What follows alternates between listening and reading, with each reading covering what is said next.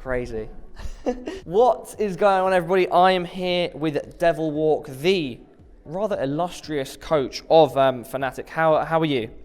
I'm fine right now. A bit tired, but everyone is. There's been long waits between the games, but otherwise fine. We still got a big chance to go out of groups or even top it. So I'm feeling all right. Your achievements are quite long and thorough. You've been a very successful player, and now you've moved into coaching. What is your history as a CS person? Because now player to a different role. My history as a CS person. In general, just a small history. Well, I dropped my pants winning the first major of CSGO. That's it. That's like the biggest achievement. Did you actually do that? Yes. What, on stage? Yes, I dropped it on stage. Winning moment. I've not heard or seen. I'm quite happy that I haven't seen it actually. But can we? It's pretty exciting actually. Yeah. Why? What? Explain this. I was a bet. I think it was Thorin who. It would be a pervert like Thorin, wouldn't it? Yeah. Exactly. So I think he just said like, "Would you take your shirt off if you win?" And I said, "No, I'm gonna take my pants off." And we won. We won against NIP in the grand finals in DreamHack Winter 2013. And I dropped my pants on stage. And the rest? Like a boss, by the way. Like a boss. And as they say, the rest is histoire. French. Yep. I don't know any. I know a little French, but it's Should we try? No, it's bad words. You won that major, and when did you start playing CS? But obviously a long time before then. How long did you practice for? What was your first team? How did you end up on Fanatic when you won the major? My first team was actually Swagiolo and Bitches with Schneider, Flusher, and Sender Downey. And we were the first team to ever beat NIP in CSGO. Online though, but 16-14 on Dust 2. After that we got picked up by Western Wolves, and we kept the same lineup, and eventually we split up at the end of 2012, and then we made pretty much the same team with JW, with Epsilon. Yes. Like March 2013, I think. So we went to Copenhagen Games, we did decently well, and our breakout tournament was DreamHack Summer 2013, when we came second in both the Swedish Championship and the main tournament, losing both finals against NIP. And after that we got picked up by Fnatic, obviously. Didn't go so well for a while, and then we picked up Pronax after kicking Modi, and we won DreamHack Winter. And after that I retired after 6 months of failing results in 2014, and picked up Olaf and Crims. Swag. YOLO. What was the transition like between being a player and becoming a coach? It was actually pretty hard in the beginning. It's very, very different. It was really hard, like transitioning, doing all this stuff, and like, how can you help? Like, there's no like material for me, like what methods you should use, or it's quite new ground, right? It's a new landscape at esports coaching. So at the beginning, it was basically what I did as the team captain when I was playing, just keeping everyone, socially, that we had a good social environment basically, and we're able to, party it up. Party it up, yeah.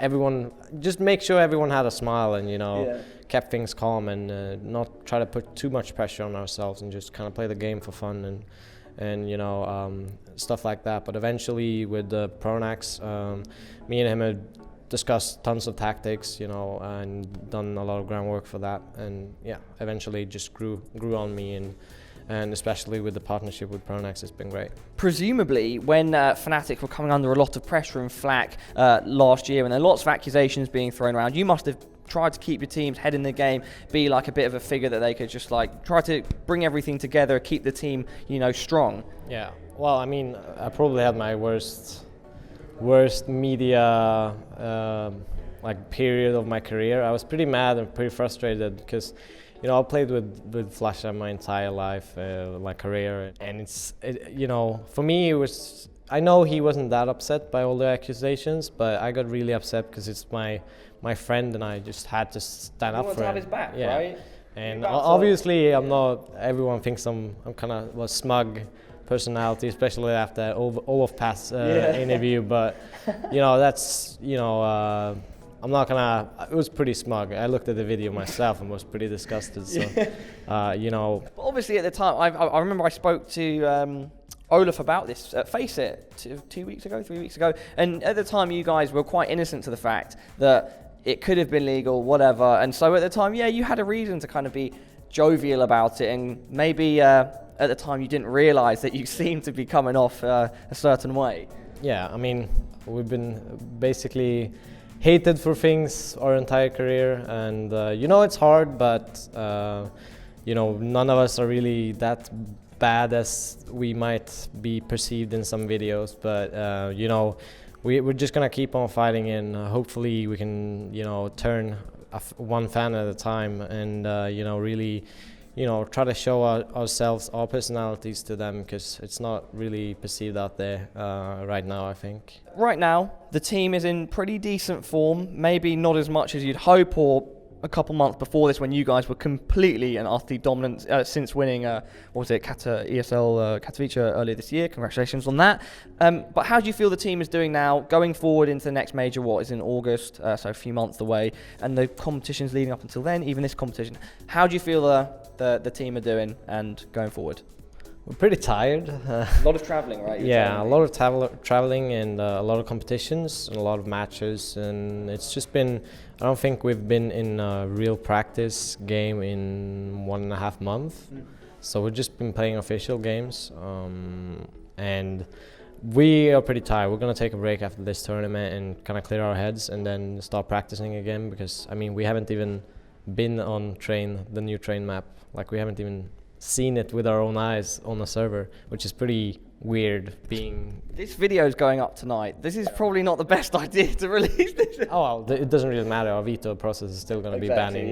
We're replacing nuke with train veto. Yeah, so exactly. It doesn't really matter for anyone's tactical advantage. Yeah. One final thing that I would like to touch upon. If I do this, do you know what I'm referring to? Yes. Can we talk about this video just for a bit? What was this video? Who came up with it? How did it get through the editing process, the editing table? What happened? I don't really know. The thing was, it actually looked pretty cool, like when we were doing it. The editing was pretty bad, but I think it actually could have looked cool. Some of the videos actually people made on Reddit afterwards were pretty good, or like decent at least. So I don't know. It's a fun thing, I guess. It was brilliant. I loved it. I made a lot of gifs out of it. You see that whole Crims where he's just like, he just pushes the camera. Crims was pretty badass in that video. JW, he's just there going, I don't know, was that number one, or was he telling people to be quiet? What was it? Maybe both. Who knows?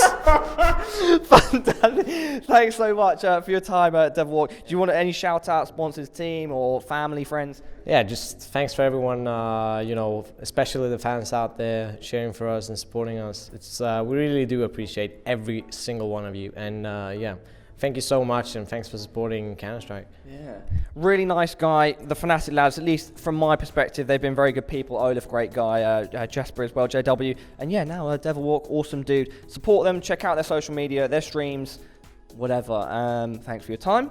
We'll see you in the next interview. Thanks. See, we're good with handshakes on the Man Truth channel, yeah? There's no Bucharest 2.0 happening here. Done.